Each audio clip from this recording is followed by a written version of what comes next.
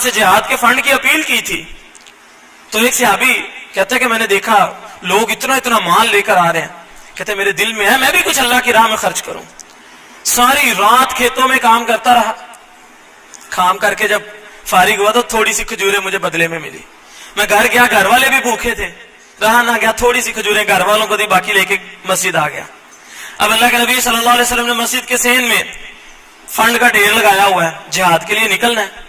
صحابی کہتے ہیں میرے دل میں ہے رسول اللہ کو دوں, پھر دل میں خیال ہے اتنی تھوڑی سی کھجوریں اس ڈھیر کے مقابلے میں کیا حیثیت رکھتی ہیں. پھر کہتے ہیں میرے دل میں خیال ہے نیکی تو میں اپنے اللہ کے لیے کر رہا ہوں, میرے اللہ تو جانتا ہے میں نے اس کھجوروں کو کتنی محنت سے کمایا, میرے اللہ میرے اخلاص کو جانتا ہے. کہا شرم آئی, لیکن اللہ تو جانتا ہے میں نے اس کھجوروں کو پکڑا, چھپاتے چھپاتے ڈھیر کے پیچھے جا کے ایسے چھپا کے پھینکنے لگا. رسول اللہ کی نظر پڑ گئی.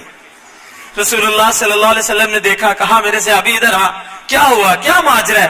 کہا اللہ کے رسول میرے دل میں بڑا ہی خیال ہے میں بھی کچھ خرچ کر لوں, لیکن میرے پاس کچھ نہیں تھا, ساری رات مزدوری کرتا رہا ہوں, تھوڑی سی کھجوریں ملی, گھر والے بھوکے تھے, تھوڑی سی ان کو دی, باقی یہاں لے آیا ہوں. شرم آ گئی, اللہ کے رسول اتنے بڑے ڈھیر کے مقابلے میں میری یہ کھجوریں کیا کریں گے. اللہ کے نبی صلی اللہ علیہ وسلم نے فرمایا نہیں, لا یہ کھجوریں مجھے دے. ان کھجوروں کو پکڑا, ڈھیر کے اوپر سے پھینکا اور کہا بعد میں آنے والی میری امت کے لوگ احد پہاڑ کے برابر سونا خرچ کر کے بھی میرے اس صحابی کی چند کھجوروں کے ثواب کو نہیں پا سکتے. اللہ کو اخلاص چاہیے, اللہ کو تمہارا تقویٰ چاہیے.